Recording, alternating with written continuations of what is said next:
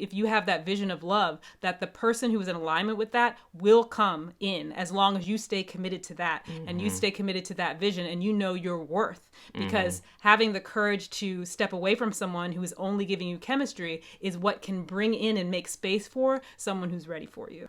What is up, guys? It's Twin Soul Poets. We are your go-to couple for love and relationship advice. Dope spoken word poetry and uplifting content. Uplifting and lifting it up and uplifting. Yeah, what he said. If you are loving our content, we want to remind you that you have the opportunity to book a private love coaching session with us at twinsoulpoets.com. The link is down below. We'll dive deep with you to create a personalized game plan to help you manifest the deep, soulful love that you deserve. In today's video, we're going to be talking about a problem that a lot of people run into in their search for love. Do all of your relationships feel really intense and amazing in the beginning and then die off really quickly? Maybe you've dated a lot of people, but none of them really seem to stick. Do you feel like each person you start dating could be the one and then something happens where it just falls apart? And you feel excited in the beginning just to be let down in the end. Or maybe you're someone who experiences a lot of interest but not a lot of follow through. What do all these examples have in common? Right. These are a few of the things that can happen when you mistake chemistry for commitment. If you answered yes to any of these questions or have just had trouble getting relationships going, this video is definitely for you. Now let's dive into it. I think most of us have had this experience. You meet somebody, there's this instant attraction.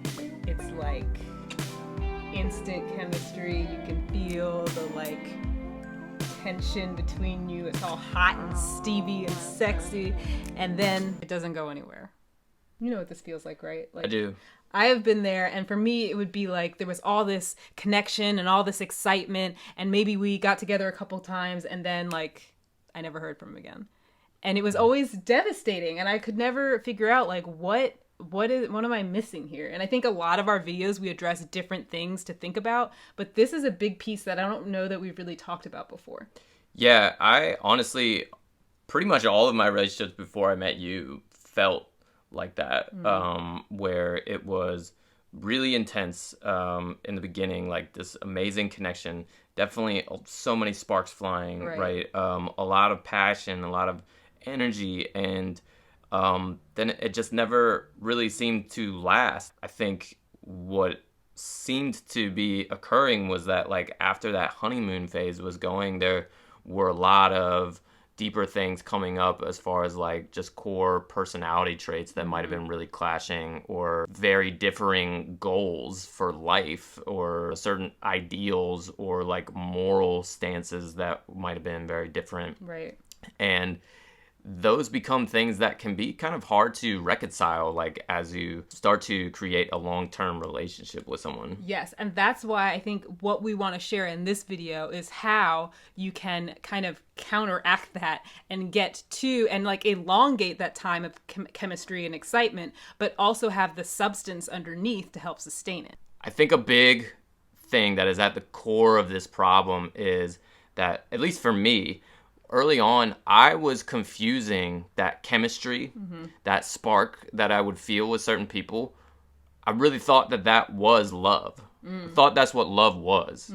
And so it was this very romanticized kind of puppy love, or almost fantasy-like version of, wow, love is so amazing. Wow, there's so much. Right. Wow, I feel so out of control. My head is spinning. And colors look brighter. It's just which is great, yes. Right? Chemistry is a huge plus in a relationship. If you are dating someone, you want to have some of that at least. Right. But I think that from our relationship, and from as I have just matured in general, I think I realized time and time again that love really feels it's an action verb, right? It's what are you doing to take care of someone else?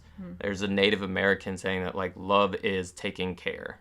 That's what love means. You can do that with or without a spark, and you can have a spark but not have someone who's willing to do the things that are required to take care of you. And also how you're showing up. It can be great when they're giving you all this energy and attention, but love is also about the energy you're bringing, the state that it puts you in, the growth that you have. Think about tending a fire, right? You need to have sparks and a flame to keep the fire going. But once it's alive, once it's burning, you gotta take care of that fire. You gotta do things to tend it. You gotta protect it from the wind, protect it from the elements and everything.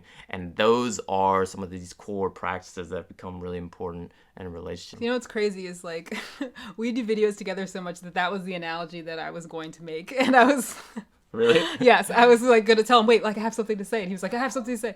And then like we both said it simultaneously of like the same idea. So that I feel like that's like a twin flame thing. Hello?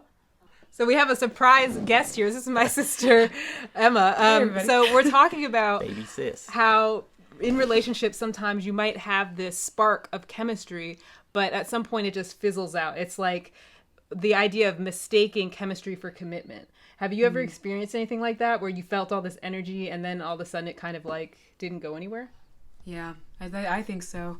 It's not to be mistaken necessarily with like the cupcake phase of the relationship. Do you mean? Right. Yeah, exactly. Yeah. So it's like kinda what it after is? that point, Yeah. it's like then you might realize there's not enough to hold it up. Have you Yeah, ever like definitely, experienced that definitely. before? It's a perfect example of what that can feel like and someone who's just like totally relating to what we're talking about. And I'm sure a lot of you can too.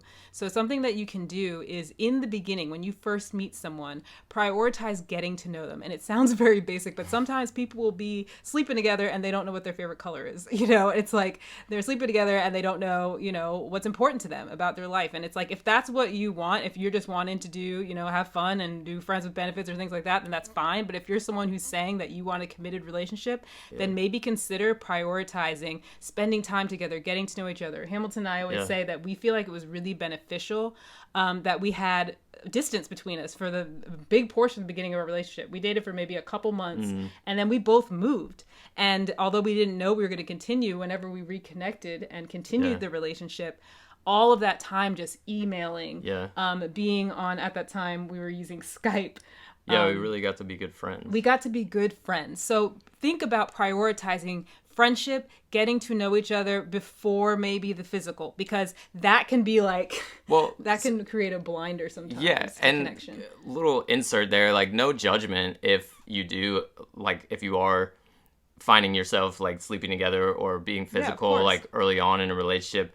It's just to say that if there is a really intense chemistry going on there physically, you can easily forget about the basic stuff. You're kind of lost a bit in the whole the juices of the chemistry. Juices? Well, and to be fair, like, you know, our juices got going early between us, which was very unlike my personality, but I had done like a lot of work on myself. I was very clear about what I wanted. I was very clear I wanted to create a committed relationship. So I feel that the energy, the state of being, and the expectation I was in was also a part of what ended up happening. So it's more about the consciousness that you bring in. If you do choose to be physical early on, keep in mind that it's also important to cultivate the connection emotionally and spiritually, and in terms of really sharing yourself with that other person in ways other than just your body, right? Mm-hmm.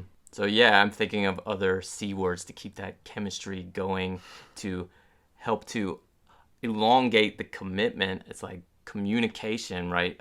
The physicality and the chemistry is amazing, but if you want to keep that going, at least making sure to balance it with communication, right? Clarity. That's another C. Clarity. Okay. Be clear about what you want. Okay. We will hit these C's today, y'all. Okay. Yes. Be clear about what you want in and from a relationship up front. We always tell people it's much better to let somebody know up front, I'm looking for a long-term relationship. I'm looking for someone I can spend my life with. If you are 6 months in and you've built it all on chemistry and you finally tell that person, oh, I want to have a long-term, you might scare them away. Yeah. And I think that happens a lot for people. They're like, what happened to the person? Why'd they leave? And I think that maybe is a fear that a lot of people have of like scaring people away by talking about the future too much. Right. But even if you're not sure like what you're wanting from this relationship, just talking about like overarching life goals, you know what I mean? If like one person really wants to travel the world and that's like huge on their priority list, and the other person's like, look, I'm just settling down. I like my job here. I just got a new place. It might get difficult, you know? Right. Because if somebody really is interested in you and really feels something with you, anything can work. The busiest people in the world, the most engaged people in the world, and the people who are out and doing things all the time, they make relationships work. So it's not to say that it can't, but I think it says a lot as to whether the person will or won't, based on the connection that you have. So if you've built a connection, I feel like someone's more likely to be willing to make that kind of commitment or sacrifice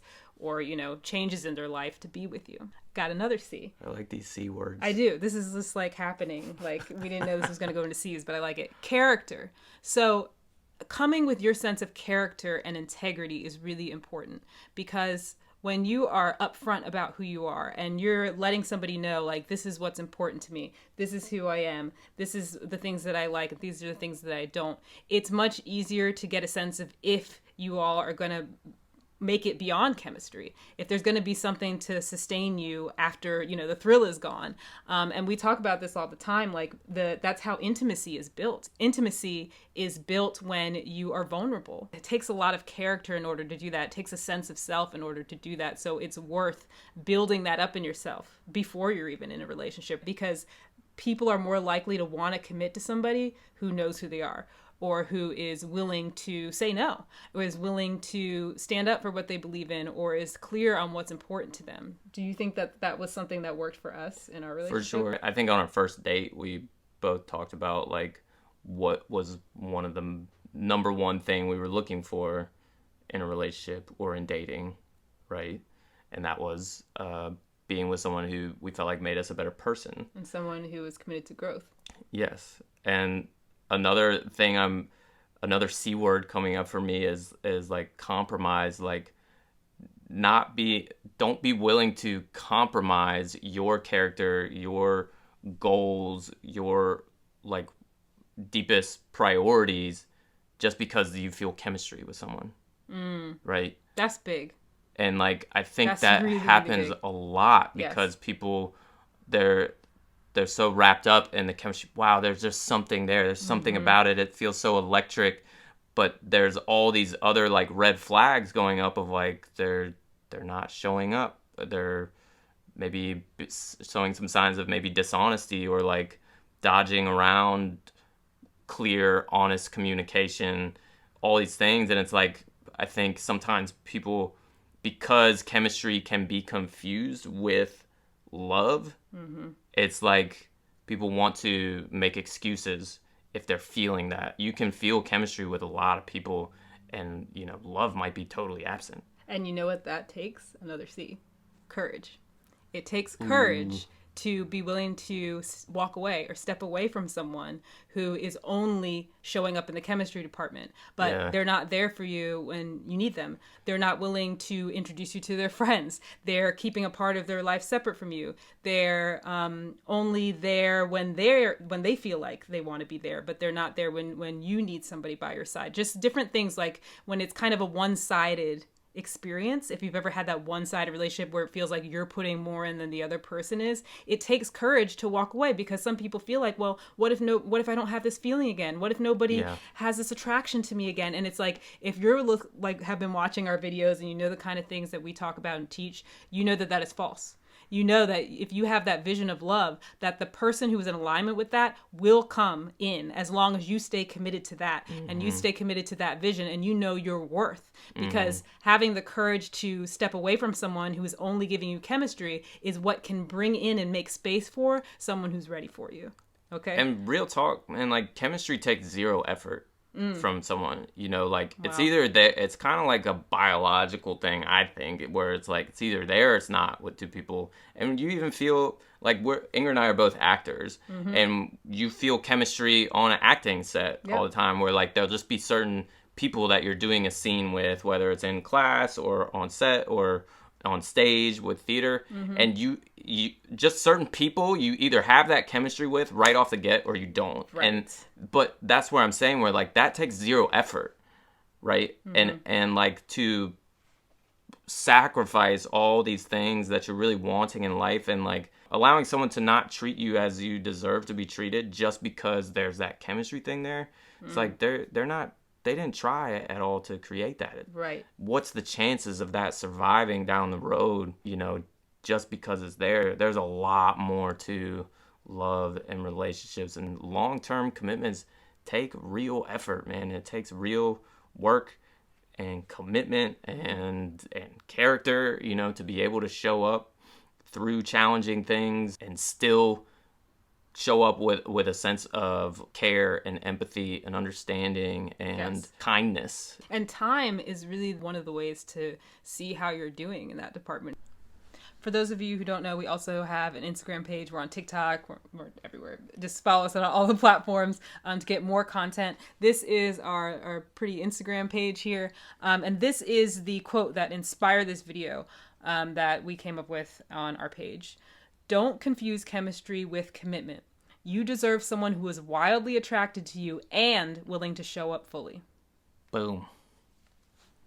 Don't be afraid if you feel like the chemistry is fading a little bit, because nature puts that there on purpose to create more people to keep us going. But when you're talking about nurturing a relationship, building with someone, then that takes like working together. That takes talking about it. That takes like, okay, like this is starting to feel different. Like, but what is underneath that are deeper levels, deeper feelings of beauty and love and like things that are kind of so much more than just the puppy love experience, which is, you know, lots of chemicals, endorphins going off in your brain. The chemicals that are released when you start cultivating love are different. Yeah. They're deeper and they're I don't know, Calming, they're calming. grounding. There's a peace about them. And it's not that you still don't have these peaks and excitement and little, you know, moments of getting blush. He still makes me blush, you know. But you're also just experiencing love, what love really is. Yeah. And if you are interested in like building that or learning what that can be, we would love to work with you one-on-one in one of our coaching sessions, because I think a lot of people have a lot of aha moments and revelations to realize that like the thing that they were so worried about, the person they were so worried about wasn't even really offering what it is that they really want. So I love this topic. I'm so glad we could get a cameo from my little sis. She's awesome. She's out here in the dating world doing her thing. And it's awesome to hear from somebody close to us about like, you know, what this is like. So we are here for you guys to help you figure it out. Yes, make sure, again, the link is below if you want to sign up for that. Please do. And make sure you also like and subscribe to our channel to help our channel grow. We really appreciate all the love and support you guys have been giving to us, and the feedback we really take seriously. If you have any ideas for future videos, we love to see those as well. And we like to give you what the audience wants. So, yeah, let us know. Mwah! With that, see you next time.